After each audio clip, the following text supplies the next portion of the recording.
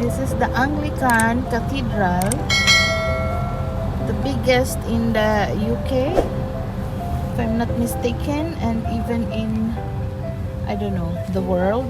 I'm going to confirm that. So right mga friendships, we are now at the Liverpool Cathedral. Liverpool Cathedral is the cathedral of the Anglican Diocese of Liverpool, built on St. James Mount in Liverpool and the seat of the Bishop of Liverpool. It may be referred to as the Cathedral Church of Christ in Liverpool, as recorded in the Document of Consecration, or the Cathedral Church of the Risen Christ, Liverpool, being dedicated to Christ's in special remembrance of his most glorious resurrection. Liverpool Cathedral is the largest cathedral and religious building in Britain and the 8th largest church in the world.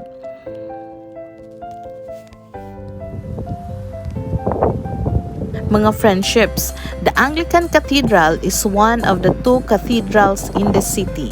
The Roman Catholic Metropolitan Cathedral of Christ the King is situated approximately half a mile to the north. The cathedrals are linked by Hope Street, which takes its name from William Hope, a local merchant whose house stood on the site now occupied by the Philharmonic Hall and was named long before either cathedral was built. This cathedral is based on a design by Giles Gilbert Scott and was constructed between 1904 and 1978. The total external length of the building, including the Lady Chapel, dedicated to the Blessed Virgin, is 207 yards or 189 meters, making it the longest cathedral in the world. Its internal length is 160 yards or 150 meters. In terms of overall volume, Liverpool Cathedral ranks as the 5th largest cathedral in the world and contests with the incomplete Cathedral of St. John the Divine in New York City for the title of largest Anglican church building. With a height of 331 feet or 101 meter, it is also one of the world's tallest non-spired church buildings and the 4th tallest structure in the city of Liverpool. The cathedral is recorded in the National Heritage List of England as a designated Grade 1 listed building.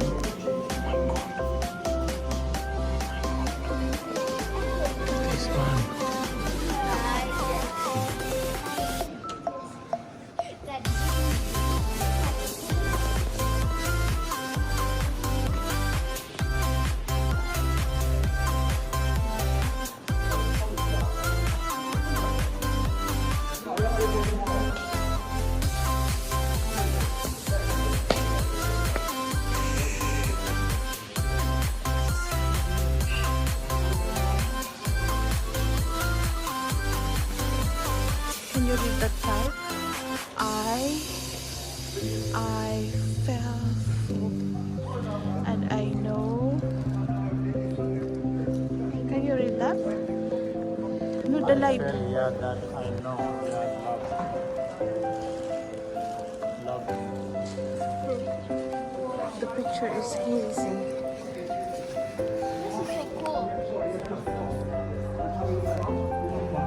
So mga friendships, in late 1901, nagkaroon ng competition.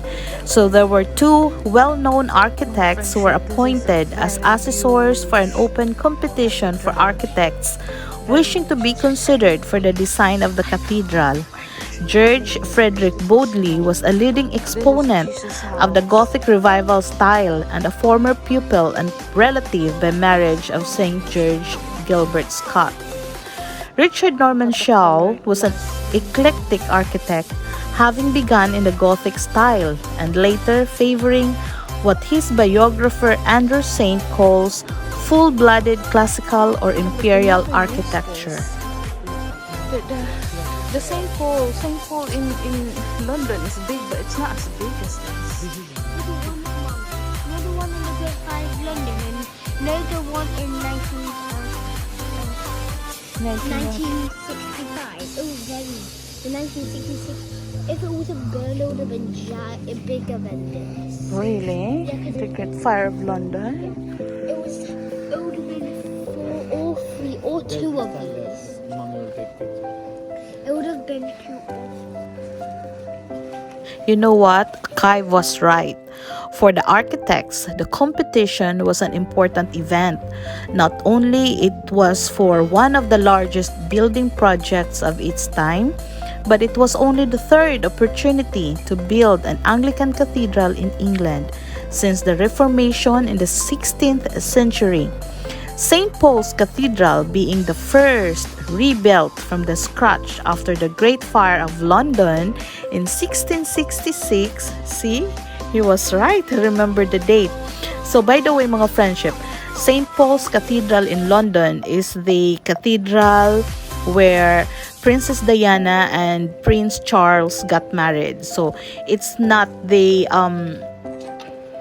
it's not in Westminster Abbey.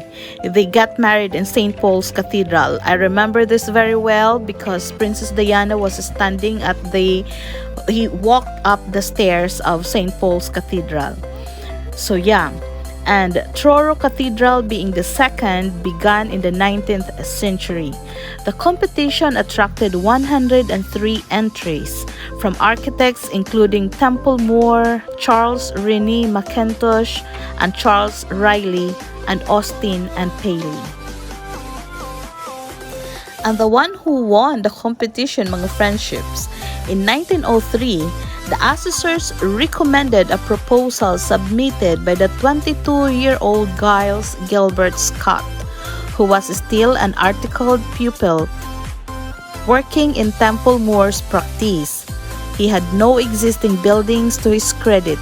He told the assessors that so far, his only major work has been to design a piped rock. The choice of winner was even more contentious with the Cathedral Committee when it was discovered that Scott was a Roman Catholic, but the decision stood.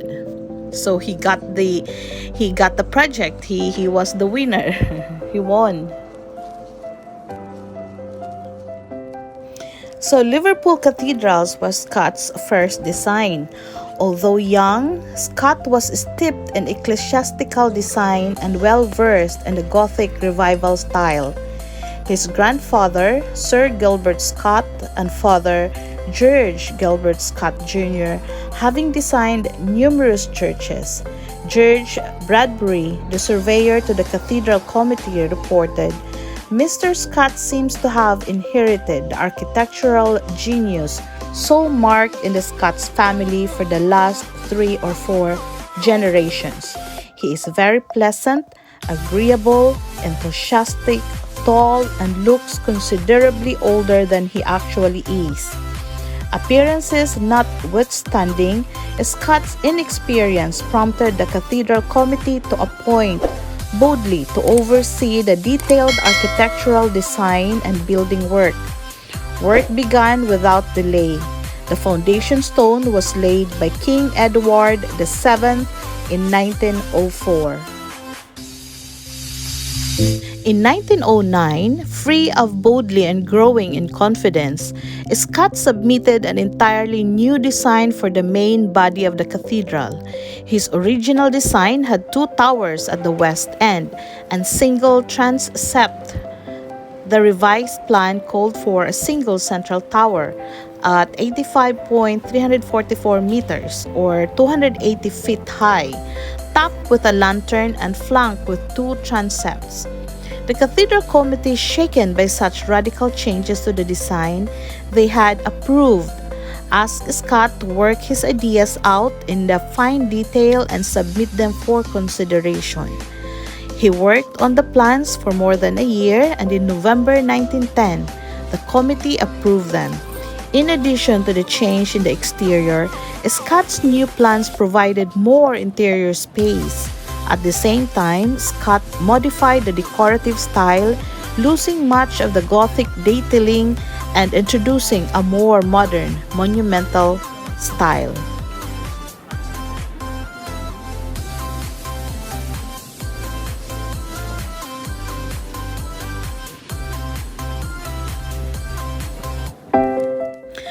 Scott died in 1960. The first bay of the nave was then nearly complete and was handed over to Dean and Chapter in April 1961. Scott was succeeded as architect by Frederick Thomas. Thomas, who had worked with Scott for many years, drew up a new design for the west front of the cathedral. The Guardian commented, "It was an inflation beater, but totally in keeping with the spirit of the earlier work, and its crowning glory is the Benedicite window designed by Carl Edwards and covering 1,600 square feet." The version recorded in Gavin Stump's obituary of Richard Gilbert Scott, which appeared in The Guardian on the 15th of July 2017, differs slightly. When his father died the following year, 1960, Richard inherited the practice and was left to complete several jobs.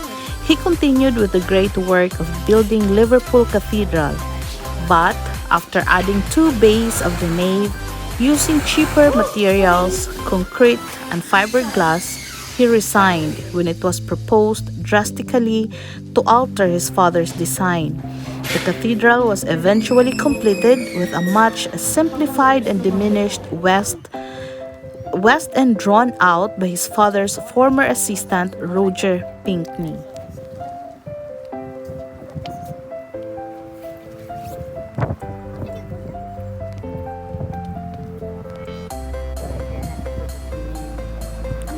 The completion of the building was marked by a service of thanksgiving and dedication in October 1978, attended by Queen Elizabeth II in the spirit of ecumenism that had been fostered in Liverpool. The Most Reverend Derek Warlock, Roman Catholic Archbishop of Liverpool, played a major part in the ceremony. And FYI mga friendships, Liverpool Cathedral has its own specialist constabulary to keep watch on an all-year 24-hour basis. The Liverpool Cathedral Constables, together with the York Minster Police and several other cathedrals constable units, are members of the Cathedral Constables Association. Liverpool Cathedral also features on a page of the latest design of the British passport. So nasa passport po siya natin itong design, ang design ng cathedral na to. So diba mga friendships? And thank you so much for following my Liverpool vlog. This is the end na po, promise.